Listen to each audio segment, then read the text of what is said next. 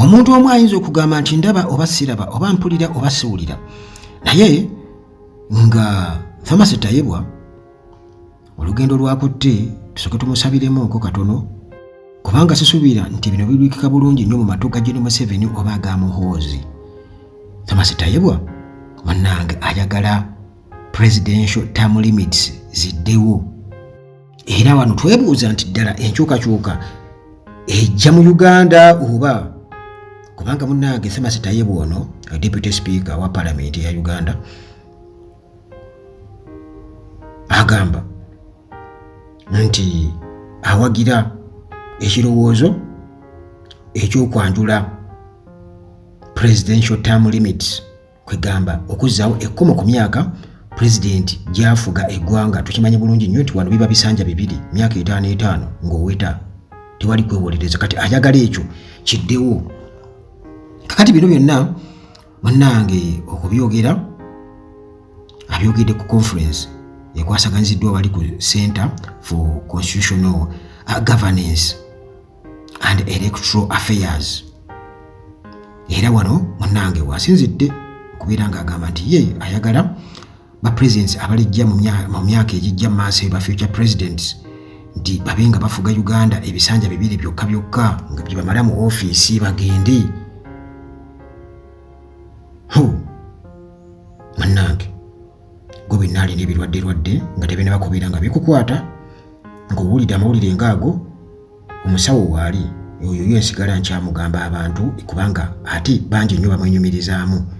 Kubira ku simu oba WhatsApp namba emu esembyayo 15 endala esembyayo 73. Munnange nze nkukwange namba y'omusawo mutunke byammwe. Kati munnange Tayebwa ayogedde bino era ng'agamba nti kya mugaso nnyo, era nga bwe kiri nti bino byayogedde bya mugaso nnyo naddala ku political situation eriwo essaawa eno mu Uganda.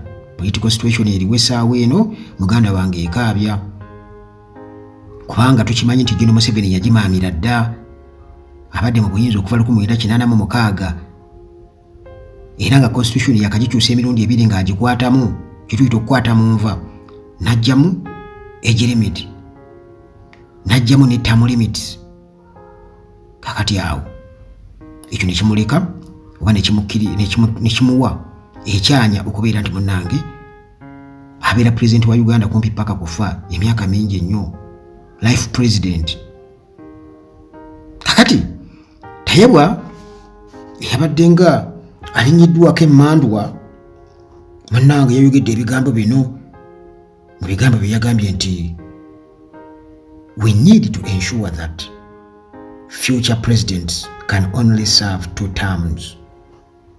Nti tulina okukakasa, twetaaga okukakasa nti ba future presidents oba presidents ab'emyaka egijja maaso bafuga ebisanja bibiri byokka. It is a critical step towards strengthening our democracy and promoting political accountability. Nti omutendera ogwo gwa makulu nnyo mu kunyweza demokrasiya waffe n'okubeera nti ebyobufuzi bitambulira mu kkubo ettuufu nga bwe birina okubeera nga bitambula. Kakati munnange okwogera bino kiragira ddala nti Bannayuganda bangi nnyo bandiyagadde munnange wabeewo kye bayita constitutional reforms, ennongoosereza mu ssemateeka okusobola okubeera nti nno abakulembeze tebatukalakata paka kufa nga bwe kiri essaawa eno General Museveni kye yakola. Jjukira nti bw'akwasa mutabani we bw'ati naye like father like son, n'omwana agamba nange njagala nkalakate paka kufa. Wanange ogwo mulembe oba guyinza kuba gutya ogwa Muhoozi. Munnange comments zino okuva eri deputy speaker Tayebwa abantu bwe batyo buli omu azifana bubwe across the political landscape. Abamu bagamba nti obwo buvumu era nga move ddala ey'amaanyi ey'omuggundu erina okubeera nga egenda mu maaso ate abamu beewuunya nti oba wayinza okubaawo kakati obuzibu bw'okwawukana mu ndowooza mu kibiina ekya National Resistance Movement NRM, kubanga Tayebwa ono tumumanyi nti abadde nga awagira ebirowoozo by'ekibiina ate nga tukimanyi nti ekibiina kino ekya NRM tekiwagirangako bukulembeze kukyuka, bo baagala gwe bataddeko bwe batikka akalakate paka ate nga si kukwasa muntu mulala yenna buyinza. Taata bw'ata kati Museveni ate alina kukwasa mutabani we Muhoozi bw'ata alina kukwasa mutabani we omukulu baatugamba bamwita Luhamya era naye yamwanjulako eri eggwanga. Akwate kati naye bw'akwata era y'ensonga ki Museveni yagamba nti mu COVID awo yagamba nti bw'atundira bizzukulu bye alabamba Museveni bangi. Kakati abawagira term limits bo batutegeeza nga bulijjo nti munnange za mugaso nnyo okubeera nti wabaawo obukulembeze obulungamu, good governance, era nga ziyamba okuggyawo obukulembeze obutalinaako kkomo. Kiyamba nnyo okuggyawo obukulembeze obutalinaako kkomo. Tayebwa okuwagira munnange reforms zino kiraga nti oba oliamu NRM nga bakutegeezeza nti wayinza okuba waliwo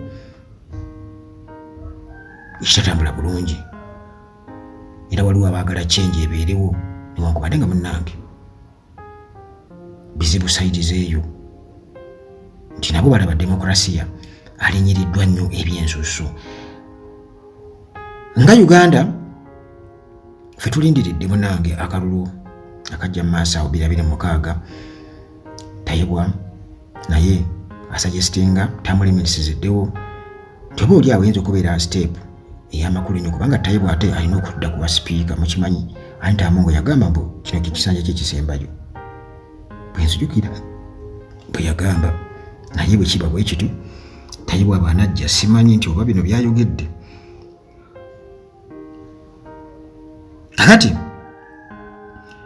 oba oliawo kinatutaasa ku bukulembeze obutakyuka otuconcentrating munnange bannayuganda tumanye nga tuli ku nkulaakulana ya ggwanga n'obuzibuzibu obutonotono oba omulumulu teguggwamu naye tuba tumanyi nti ono atukalakasa emyaka gino ekisanja ekijja bw'aba asobodde okudda agende tagenda kubanga ate akomawo kubeera nga atutawaanya ne bw'aba akomyewo maaso eyo era tuba tumwongera ekisanja kimu kyokka nga bw'olaba Trump bwe bakimuwadde kimu kuba yafugako dda kiri bakibala si bino ebye Uganda nti kakati ate awo Museveni bw'aba akomawo aba yeeyubudde kati ate abanga atafugangako ebintu bibiri awo Uganda ne bikutama ne batukwata obujega bannange bannayuganda. Kale munnange bigambo bivudde mu Tayebwa tetumanyi oba bw'aba ayogera ku presidential term limits nga ate bwe bakola enkyukakyuka mu ssemateeka nti Gen. Museveni akomawo obukomi ate kati ng'omupya atafuganga ku Uganda tebamubanyi niyo baani yaleeta ebintu by'ekigega ebyo mbukatole babeera mubiri tebabibala